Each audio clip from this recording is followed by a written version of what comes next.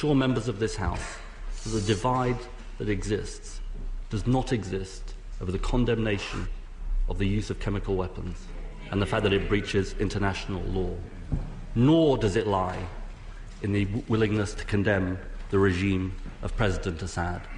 The question facing this House is what, if any, military action we should take and what criteria should determine that decision. And in our minds should be this simple question, which is upholding international law and legitimacy. How can we make the lives of the Syrian people better?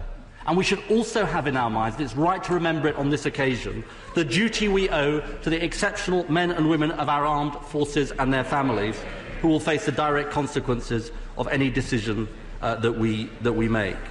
Now, Mr. Speaker, the basis on which we make this decision is of fundamental importance, because the basis of making the decision determines the legitimacy and moral authority of any action that we undertake. That's why our amendment asks the House to support a clear and legitimate roadmap to decision on this issue. If we follow this roadmap, it can assure the country and the international community that if we take action, we will have followed the right, legitimate and legal course, not an artificial timetable or a political timetable set elsewhere. And I think that is very, very important to any decision that we make.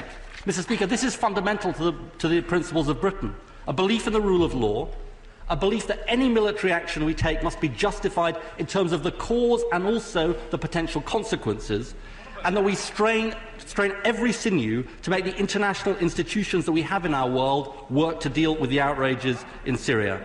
For this House, it is surely a basic point. Evidence should precede decision, not decision precede evidence. And I am glad that on reflection the Prime Minister accepted this yesterday. He has said that he might be able to support military action of the kind that the government is contemplating. He has put in his amendment a list of requirements, virtually all of which, so far as I can tell, appear in the government's own motion.